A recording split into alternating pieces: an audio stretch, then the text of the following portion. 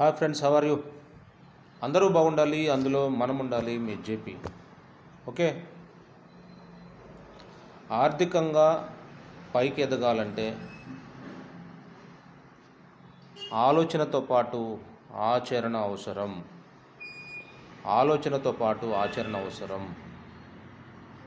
దానితో పాటు నీ బలం, నీ బలహీనత.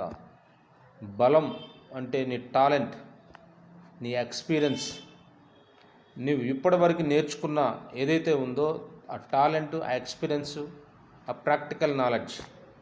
బలహీనత అంటే నీలో ఏదైతే టైం సెన్స్ లేదో, ఒక టైం ఫంక్షువాలిటీ లేదో, ఒక సిస్టమ్ ఆఫ్ వర్క్ లేదో, నీది ఏదైతే బ్యాడ్ హ్యాబిట్ అంటే నీ ఎదుగుదలకు ఆపేసేది అది ఏదైనా కానీ అది నీ బలహీనత. అది నీ బలహీనత.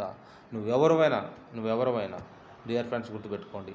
ఆర్థికంగా ఎదగాలి అంటే కసి, పట్టుదలతో పాటు మంచి టాలెంట్, ఆలోచనతో పాటు ఆచరణ చాలా ముఖ్యం. ఆచరణ చాలా ముఖ్యం. నీ బలము ఏంటో నువ్వు తెలుసుకో, నీ బలహీనత ఏంటో దాన్ని వదిలేయి.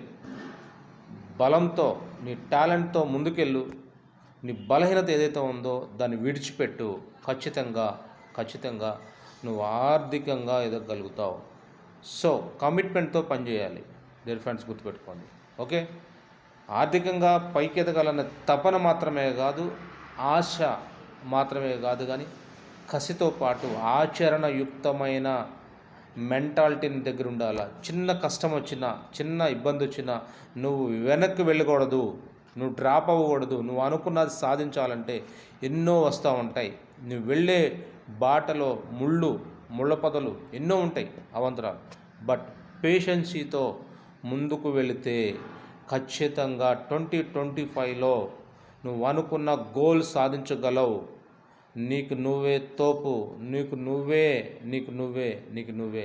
నీ వెనక కానీ, నీ ముందు కానీ, నీ పక్కన ఎవ్వరూ సహకరించకపోయినా నేను చెయ్యాలి అన్నది బలంగా మనసులో సంకల్పం అనేది నీకుంటే ఖచ్చితంగా నువ్వు ఆర్థికంగా పైకి ఎదగలవు.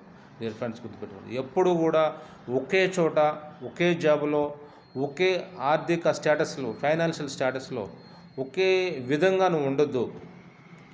ఎందుకంటే ఎవ్రీ ఇయర్ నీ గ్రో ఉండాలా. నీ టాలెంట్ గ్రో అవ్వాలా, నీ హెల్త్ గ్రో అవ్వాలా, నీ లైఫ్ గ్రో అవ్వాలా, నీ మనీ గ్రో అవ్వాలా. నువ్వు ఎప్పుడు కూడా గ్రో అవుతూనే ఉండాలి. అప్పుడే నువ్వు మనిషివి. నువ్వు ఎక్కడంటే అక్కడే ఉండొద్దు. ఎక్కడ వేసిన గొంగడంటే అక్కడే నువ్వు ఉంటే ఖచ్చితంగా నువ్వు ఓడిపోతావు. నీ లైఫ్లో ఎప్పుడు నువ్వు గెలవలేవు. నువ్వు అనుకున్న గోల్ రీచ్ కాలేవు. గుర్తుపెట్టుకో ఓ యువత, ఎవరైనా కానీ ఖచ్చితంగా నీ డ్రీమ్స్ నువ్వు ఫుల్ఫిల్ అవ్వాలంటే, నీ ఎయిమ్ ఫుల్ఫిల్ అవ్వాలంటే, నీ సక్సెస్ ఫుల్ఫిల్ అవ్వాలంటే ఖచ్చితంగా నీ బలహీనతను వదిలిపెట్టేసేయి. బ్యాడ్ హ్యాబిట్స్ వదిలిపెట్టేసేయి. గతః క్రొత్తది, new style, new way, new trend follow అవ్వద్దు. ట్రెండ్ సెట్ చేయి అంతే. ట్రెండ్ని ఫాలో అయితే నువ్వు ఆర్డినరీ పీపుల్. ట్రెండ్ సెట్ చేసావంటే you are extraordinary people.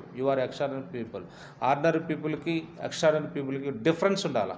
Dear friends, గుర్తుపెట్టుకోండి. ఇప్పుడున్న సిచ్యువేషన్లో, ఇప్పుడు వచ్చిన జనరేషన్లో ప్రతి వస్తువు ధర, ప్రతి వస్తువు కాస్ట్, నువ్వు ఒక మంత్ నువ్వు రొటేట్ చేయాలంటే ఎంతో ఇబ్బంది.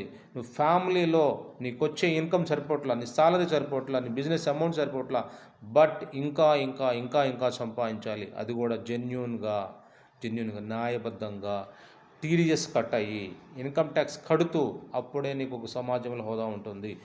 ఆర్థికంగా ఎదగాలని తప్పుతోవలు, వంకర మార్గాలు, దొడ్డి మార్గాలు వెళ్ళి అది 100% నువ్వు డబ్బు సంపాదించాలనుకుంటే ఇవాళ కాకపోతే రేపైనా పోతుంది నీ డబ్బు. గుర్తుపెట్టుకో.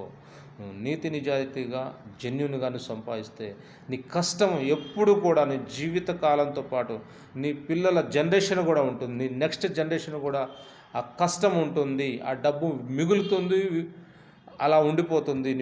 నీ యొక్క సెకండ్ జనరేషన్ కూడా నీ పిల్లలకు అవసరం అవుతుంది ఆ అమౌంట్. డియర్ ఫ్రెండ్స్, గుర్తుపెట్టుకోండి. టైం మనది కాదు, సమయం మనది కాదు. వచ్చిన ఛాన్స్ని యూజ్ చేసుకో. వచ్చిన అవకాశాన్ని యూజ్ చేసుకో.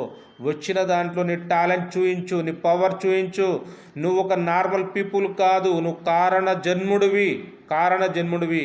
ఏదో సాధించాలని పుట్టావు, ఏదో నెరవేర్చాలని పుట్టావు, ఏదో నువ్వు నీలో ఒక స్పెషల్ ఉంది, సంథింగ్ స్పెషల్ ఉంది, అది గుర్తుపెట్టుకో.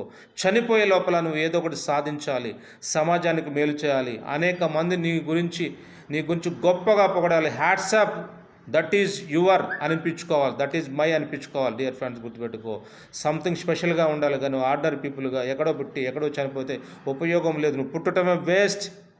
డియర్ ఫ్రెండ్స్, గుర్తుపెట్టుకోండి.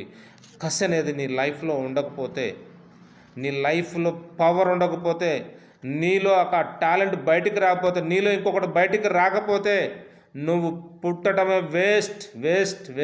డియర్ ఫ్రెండ్స్, గుర్తుపెట్టుకోండి. అందరూ బాగుండాలి, అందులో మనం ఉండాలి. మీ జేపీ.